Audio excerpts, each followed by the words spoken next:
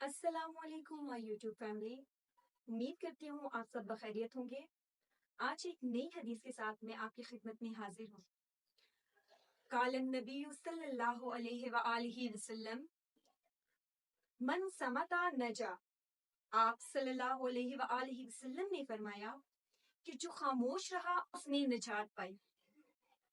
इसका बहुत वसी मजमून है, यानी आप जब किसी बात पे खामोश हो जाते हैं तो बजाय इसके कि आप जवाब दे के यहाँ वहाँ की बातें करें और उस बात को बिगाड़ दें, आप खामोश हो जाए। जब आप खामोश हो जाएंगे, अगला बंदा बोल बोल के खुद ही खामोश हो जाएगा। कभी कभार हम अपनी सफाई में कुछ कहते कहते अगले बंदे से बदतमीजी कर जाते हैं, यानी हमें समझ ही नहीं आता कि अगला बंदा हमसे क्या पूछ रहा है और हम उसको क्या बता रहे हैं, और बहुत सी बातों से गलतफहमियां हो जाती हैं। हम अपने बारे में सफाई देते देते इस बात का ख्याल नहीं रखते कि हम किसी से किस लहजे में बात कर रहे हैं, और वो लहजा हमारा दूसरे बंदे को किस कदर अफेक्ट कर रहा होता है, हम इस चीज को बिल्कुल भी नहीं समझ पाते। मन समता नजा में बहुत सारी निजात है। अब इसमें सबसे पहली निजात तो ये है, कभी कभार हम बहुत ज्यादा बोलते हैं तो बोलते ही बोलते हम कुछ ऐसे राज दूसरों के निकाल देते हैं जो कि हमें नहीं बताने होते। ऐसे ही तो नहीं कहा गया जो बंदा खुशामद करता है उसका कोई ठिकाना नहीं। आप सल्लल्लाहु अलैहि वसल्लम जब भी कोई बात कहते तो उसका मजमून बहुत ही वसी होता था, यानी चुप रहकर और अपनी जुबान को बुरी बातों से महफूज रखकर हम बहुत सी बलाओं और शर से महफूज रह सकते हैं। ना सिर्फ दुनिया में बल्कि आखिरत में भी हम बहुत से नुकसान और शर से बच सकते हैं। इमाम गजाली रहमतुल्लाह फरमाते हैं कि इंसान अपनी जुबान से जो भी कलाम करता है उसकी चार इकसाम है। पहले नंबर पे ऐसा कलाम जो सिर्फ नफा देता है, और दूसरे नंबर पे वो कलाम जिसमें इंसान महज नुकसान उठाता है, और तीसरे नंबर पे वो कलाम है जिसमें इंसान ना नफा उठाता है और ना ही नुकसान उठाता है, और चौथे नंबर पे वो कलाम है जिससे इंसान को नफा भी नहीं होता और नुकसान भी नहीं होता। इमाम गजाली रहमतुल्लाह फरमाते हैं, इसलिए इंसान को खामोशी इख्तियार करनी चाहिए, क्योंकि नुकसान से बचना फायदा हासिल करने से ज्यादा अहम है। और ऐसा कलाम जो ना आपको नुकसान दे और ना आपको नफा दे, तो ऐसे कलाम का मतलब है कि आप अपने वक्त का जिया कर रहे हैं। यानी उस वक्त में आप खामोश रहकर खुदा ताला का जिक्र कर सकते थे, अल्लाह पाक से बहुत सी ऐसी इल्तिजाएं और दुआएं कर सकते थे जिससे आप मुकाम महमूद पर पहुंच सकें। लेकिन महज हम अपने वक्त को बर्बाद करने के लिए ऐसी बातें कर जाते हैं जो हमें ना तो फायदा दे रही होती हैं और ना ही नुकसान दे रही होती हैं। मन समता नजा के मफहूम में एक और चीज भी आती है कि देखिए, पहले तो कहा जाता था कि औरतें जहाँ पे बैठती हैं वहां पे गीबत होती है। आजकल ये चीज मर्दों में भी आम हो गई है, और वो किस नाम पे? सियासत के नाम पे। फलाना लीडर अच्छा है, फलाना बुरा है। देखिए, कौन अच्छा है कौन बुरा है हमारे डिफाइन करने से, अगर उसको कोई मेडल मिल जाना है, और हमारे डिफाइन करने से कि कोई बुरा है तो उसको जेल हो जानी है, तो हमारा फायदा है। लेकिन हमारी जस्ट बात करने की वजह से उसको कोई नफा और नुकसान नहीं हो रहा, तो हम क्या कर रहे हैं? सिर्फ वक्त का जिया कर रहे हैं। इस वक्त के जिया में हमें इस दुनिया में तो बिल्कुल भी नहीं समझ आती कि हम अपनी कितनी कीमती चीज को खत्म कर रहे हैं। लेकिन जिस दिन कयामत के दिन हमारे नामाया माल हमारे हाथ में आएंगे, जब वो दाएं या बाएं हाथ में थमा दिए जाएंगे, उस वक्त हम एक एक नेकी को तरसेंगे। उस वक्त हमें समझ आएगी कि काश हम ये अपना वक्त इस नेकी में लगा देते। इस दुनिया में तो हम अपनी छोटी छोटी नेकियों को बिल्कुल भी मद्देनजर नहीं रखते कि क्या हो गया ये कर लिया, तो हमने फलां काम तो नहीं किया, हमने हज नहीं किया, हमने उम्रा नहीं किया। हम इन बड़ी बड़ी इबादत के पीछे अपनी छोटी छोटी नेकियां भी जाया कर देते हैं। कोई भी इंसान ये चाहेगा कि वो अपने मुर्दा भाई का गोश्त खाए? यानी कोई इमेजिन भी कर सकता है इस चीज को? जब हम इस चीज को अपने वहमो गुमान में नहीं ला सकते, तो हम कैसे सोच लेते हैं कि हम अपने ही बहन या अपने ही भाई की गीबत कर रहे हैं? देखिए, دین میں کہا گیا ہے مسلمان آپس میں بھائی ہے. آج کل خیر جو سگے بہن بھائی ہیں وہ ایک دوسرے کی برائی کرتے نہیں تھکتے. یعنی ہم کسی کی برائی صرف اس لیے کر رہے ہوتے ہیں کہ وہ بندہ دوسرے کی نظر میں غلط اور میں اس بندے کی نظر میں صحیح ہو جاؤں. جبکہ عزت ایسے نہیں ملتی. قرآن مجید میں اللہ پاک کا ارشاد ہے وَتُعِزُّ مَن تَشَاءُ وَتُذِلُّ مَن تَشَاءُ کہ اللہ پاک جسے چاہتا ہے عزت دیتا ہے اور جسے چاہتا ہے ذلیل کرتا ہے. اِنَّکَ عَلَىٰ كُلِّ شَيْءٍ قَدِیرٌ اور اللہ ہر چیز پر قادر ہے. کیا اس کی غیبت کرنے سے اس کا مقام گر جائے گا؟ نہیں. کیا پتا خدا تعالیٰ اسی غیبت کے وسیلے اس کا مقام بلند کر دے اور آپ اس بندے کی نظر میں حقیر ہو جائیں صرف اس وجہ سے کہ آپ کسی کی غیبت کریں. کوئی بھی دنیا میں ایسا انسان نہیں ہے جو پرفیکٹ ہو. پرفیکٹ صرف خدا تعالیٰ کے ساتھ ہے. اگر ہم انسان کہتے ہیں کہ میں پرفیکٹ ہوں تو پھر ہم میں اور فرشتوں میں کوئی بھی فرق نہیں. تو ہم فرشتہ تو ہو نہیں سکتے. ہر انسان میں غلطی ہوتی ہے اور اس غلطی کو سدھارنا چاہیے نہ کہ دوسروں کے منہ سے اس غلطی کو سن کے اپنے گھمنڈ کو اور زیادہ بڑھا دینا چاہیے. انسان کی سب سے بری جو اس دور میں عادت ہے وہ ہے انا، تکبر. میں یہ کرتا ہوں، میں وہ کرتی ہوں، میری یہ عادت ہے، میں وہ ہوں. یعنی اپنی ذات کو اتنا اونچا رکھنا کہ جس میں دوسرے کی ذات ہمیں نظر ہی نہیں آتی. جب ہم کسی دوسرے کی ذات کو نہیں دیکھ سکتے تو ہمارے سامنے تو صرف ہم ہی ہیں اور مجھ سے زیادہ بہتر تو کوئی نہیں ہے. کہ جو عاجزی کی وجہ سے لوگوں کی نظروں میں بہت بلند ہو گئی ہے. کوئی انسان اپنی غلطی تسلیم نہیں کرتا اور کوئی تسلیم خم ہو جاتا ہے. تو آپ ایک دفعہ موازنہ ضرور کیجیے گا کہ جو انسان اپنی غلطی مان جاتا ہے آپ کو وہ بہتر لگتا ہے یا جو ڈٹ جاتا ہے کہ میں نے نہیں کی آپ کو وہ بہتر لگتا ہے. ہم اپنی زندگی کا موازنہ خود کریں گے. ہم کسی کو اتھارٹی دیتے ہی نہیں ہیں کہ وہ ہماری زندگی کا موازنہ کریں. لیکن اپنے زندگی کا جب آپ موازنہ کریں تو اس میں سب سے پہلے اپنی برائیوں کو سامنے رکھیں کہ مجھ میں یہ برائی ہے اور میں نے اس کو ختم کرنا ہے. جب ہم اپنے اندر سے اپنی برائیوں کو ختم کریں گے تو اچھائیاں خود بخود سامنے آ جائیں گی. اور سب سے بری جو ہمارے اندر برائی ہوتی ہے وہ صرف اور صرف ہماری زبان ہے. ہم اسی زبان کی وجہ سے دوسروں کا دل توڑ دیتے ہیں، دوسروں کا مان توڑ دیتے ہیں، دوسروں کا بھرم توڑ دیتے ہیں اور دوسروں کو اس حد تک ذلیل کر دیتے ہیں کہ وہ خدا کے سامنے گڑ گڑانے پہ مجبور ہو جاتا ہے. جب ہم میں یہ چیز آ جائے کہ صرف میں بہتر ہوں تو جب ہمارا مائنڈ سیٹ اس طریقے کا ہو جائے تو آپ سمجھ جائیں کہ آپ کو دنیا کی سب سے بری بیماری لاحق ہو گئی ہے. کیونکہ اس بیماری کا توڑ کسی کے پاس نہیں ہے جب تک آپ اپنی ذات کو خود نہ عاجز بنائیں.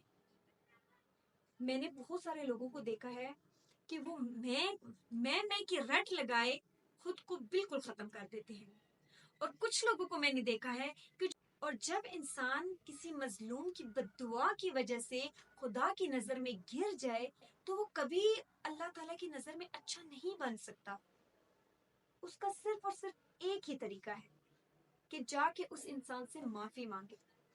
اللہ تعالیٰ نے صاف صاف بیان کیا ہے کہ میں اپنے حقوق تو معاف کر سکتا ہوں لیکن بندوں کے حقوق کے بارے میں میرے پاس مت آنا. جب بندوں کے حقوق کی باری آتی ہے تو اللہ تعالیٰ ہینڈز اپ کر لیتے ہیں کہ میں اس میں دخل اندازی نہیں کروں گا کیونکہ تم دونوں بندوں کا معاملہ ہے، تم دونوں اس کو سولٹ آؤٹ کرو. اور ہم آج کل گناہ تو ہم مشرق میں کر رہے ہیں لیکن مغرب میں جا کے اللہ تعالیٰ سے معافی مانگ رہے ہیں کہ اے اللہ مجھے معاف کر. دیکھیے اللہ تعالیٰ تو رحمان ہے، اللہ تو رحیم ہے. اس نے تو وعدہ کیا کہ میرے پاس تم سمندر کی جھاگ جتنے بھی گناہ لے کے آؤ معاف کرنے والی ذات میں ہوں.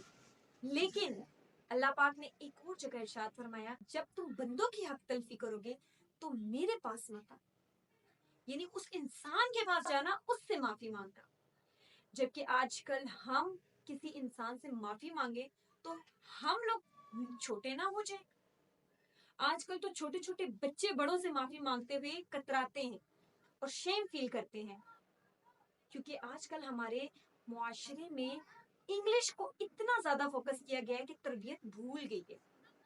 ہم اپنے بچوں کو تربیت میں یہ چیز سکھاتے ہی نہیں ہے کہ بیٹا سوری کرو, بیٹا اپولوجائز کرو. اس سے کوئی بھی چھوٹا نہیں ہوتا, بڑا تو وہی ہوتا ہے جو جھک جاتا ہے. اور یہ چیز ہمیں اللہ تعالیٰ نے اس دنیا کی تخلیق کے وقت بتا دی کہ دیکھیں فرشتوں نے سجدہ کیا, وہ بلند ہو گئے, ابلیس نے اکڑ دکھائی اور وہ ذلیل ہو گئے. اگر ہم اپنے بچوں کو شروع سے پہلے دن سے ایک چیز سکھائیں کہ آپ نے دوسروں سے اپنی غلطی پہ معافی مانگنی ہے, سوری کرنا ہے, تو کیا ہمارے بچوں کو بڑے ہو کے اس چیز میں کوئی آر محسوس ہوگی, کوئی برائی محسوس ہوگی؟ نہیں. جبکہ ہم اپنے بچوں کو کہتے ہیں فلانے کے ساتھ ایسا کرو, ہم بتاتے ہیں اپنے بچوں کو کہ جو تمہیں ڈانٹے اس کو آگے سے سناؤ, آگے سے اسی کی زبان میں اس کو سمجھاؤ. ایسے نہیں کہنا چاہیے. ہمیں اپنے بچوں کو سمجھانا چاہیے کہ اگر کوئی بدتمیزی کرے تو تم خاموش ہو جاؤ.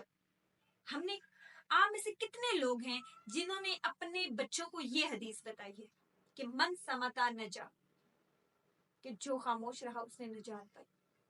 نہیں بتائی نا. کیوں نہیں بتائی؟ انگلش کا کوئی کول ہو, انگلش میں ہم آج کل میں نے دیکھا ہے اسکولز میں کہ بچوں کو جب ہم سکھاتے ہیں ربی زدنی علما, تو ماں باپ کو خوشی نہیں ہوتی.